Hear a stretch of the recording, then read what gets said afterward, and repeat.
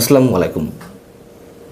বাংলাদেশ বিনিয়োগ উন্নয়ন কর্তৃপক্ষ বিডার নির্বাহী চেয়ারম্যান আশিক বিন মাহমুদ চৌধুরী তার একটি ছবি তিনি তুরস্কের একটি বহু পুরনো এবং নামকরা অস্ত্র ভাণ্ডার পরিদর্শনে গিয়েছিলেন।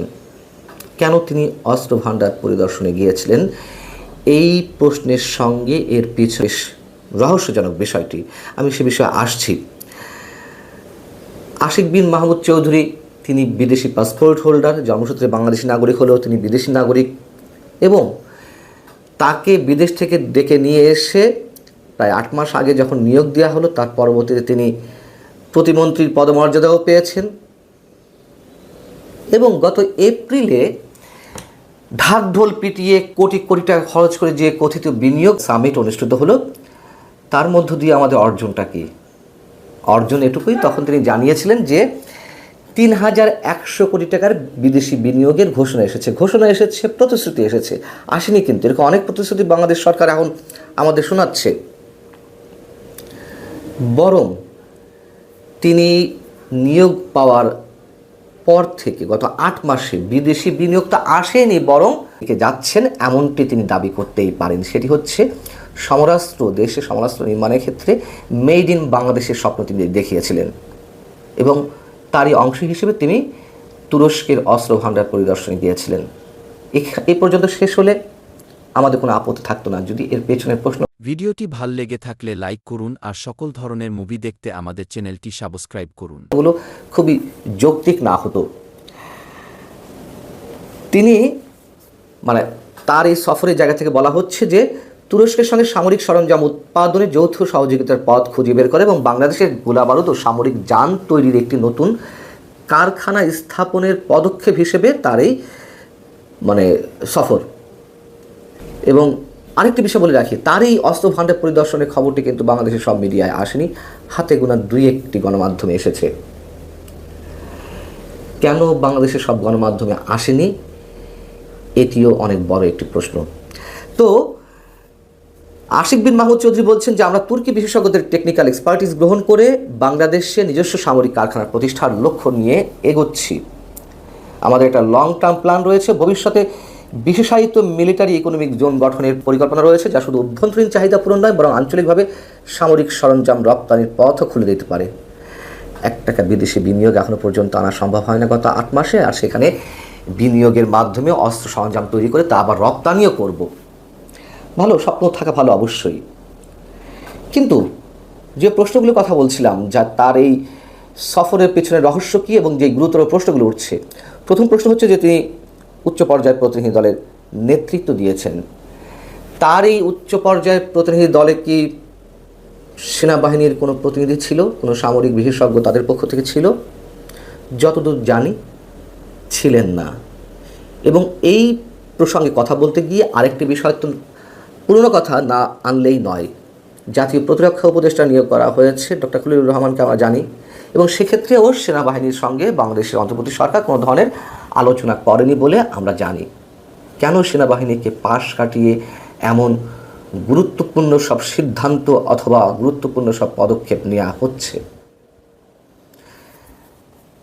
সেনাবাহিনীর কেউ তো জানেই না, বরং যে রহস্যগুলো এর সঙ্গে জড়িয়ে রয়েছে, যে কারো কারো মতে এই সফর কেবল একটি বিনিয়োগ উদ্যোগ নয়। এবং তার আগে প্রশ্নটি একটু আপনাদের সামনে তুলে রাখি, সেটি হচ্ছে যে এই যে অত্যাধুনিক সমরাস্ত্র নির্মাণ করা হবে, তাতে বিনিয়োগ করবে কে?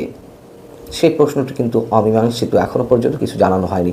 এখন এই জায়গা থেকে কেউ কেউ যে সন্দেহটি করছে, সেটি হচ্ছে আসলে কোনো সমরাস্ত্র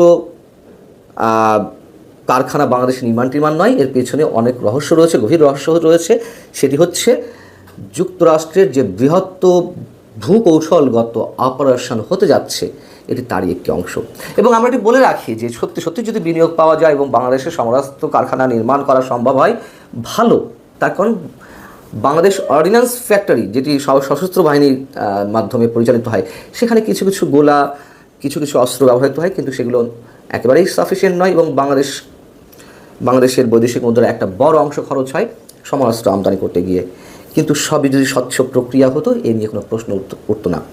এখন যুক্তরাষ্ট্রের যে বৃহৎ ভূকৌশলগত অপারেশন, তার একটি প্রাথমিক পদক্ষেপ আমরা জানি যে বাংলাদেশের কাছ থেকে করিডোর চাইছে। সরকার যদি বলছে যে কথিত মানবিক চ্যানেল, যাই হোক, এর মধ্য দিয়ে বাংলাদেশ একটা প্রক্সি যুদ্ধে জড়িয়ে পড়বে, ছায়া যুদ্ধে জড়িয়ে পড়বে এবং যুক্তরাষ্ট্রের অর্থায়নে তুরস্ক থেকে এই অস্ত্রগুলো আনা হবে আরাকান আর্মির হাতে পৌঁছে দেওয়ার জন্য। এখন অনেকে প্রশ্ন করতে পারেন যে এগুলোর জন্য তাহলে বিডার নির্বাহী চেয়ারম্যানকে যেতে হবে কেন সেই প্রশ্ন আমাদেরও। আর গেলেনি যদি, তাহলে যে প্রশ্নগুলো একটু আগে করলাম সেই প্রশ্নগুলো উত্তর তো মেলে না।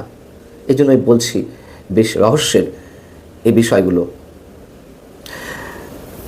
ভারত পাকিস্তান যে যুদ্ধ শুরু হয়ে যাওয়ার পথে ছিল বা প্রাথমিক যুদ্ধ আমরা দেখলাম, সেটি আপাতত অবসান ঘটলেও সেখানে পাকিস্তানকে পুরোপুরি সমর্থন দিয়েছে তুরস্ক এবং সেই জায়গা থেকে ভারতের সঙ্গে তুরস্কর সম্পর্ক এই মুহূর্তে সাপে নেউলে। আবার তুরস্কর অস্ত্র আসবে মিয়ানমারে, চীনের অস্ত্রই তো মিয়ানমারের সামরিক বাহিনী ব্যবহার করে। যদি এই অস্ত্র সামরিক বাহিনীর হাতে যাবে না মিয়ানমারের, সেখানে আরাকান আর্মির হাতে যাবে। অতএব কত জায়গা থেকে আমরা কি ভয়ঙ্কর জটিলতার মধ্যে জড়িয়ে যাচ্ছি যারা এই সন্দেহটি করছেন। এই যে প্রক্সি ওয়ার শুরু হতে যাচ্ছে, সেইখানে বাংলাদেশ যে জড়িয়ে যাওয়ার একটি সম্ভাবনা রয়েছে বা বাংলাদেশ অন্তর্বর্তী সরকার তারা ইতিবাচক মনোভাব দেখিয়ে আসছে, সেটি শেষমেশ কত জায়গা থেকে বাংলাদেশ আটকা পড়ে যাবে তা বোধহয় বর্তমান সরকার জানলেও তারা তাদের এজেন্ডার পথে এগোচ্ছে, এমনটাই ধারণা অনেকের। এবং আমাদের সেনাবাহিনী তো স্পষ্টত বলে দিয়েছে যে স্বাধীনতা সার্বভৌমত্বের ক্ষেত্রে বিন্দুমাত্র আপোষ নয়, নো ব্লাডি করিডোর।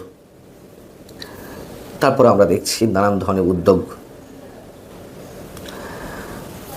আশিক বিন মাহমুদ চৌধুরী, তাকে নিয়ে অনেক প্রশ্ন রয়েছে। তিনি যখন বিদেশি বিনিয়োগ সম্মেলনে যে প্রেজেন্টেশনটি দিলেন, দেখতে খুব ভালো, আকর্ষণীয়।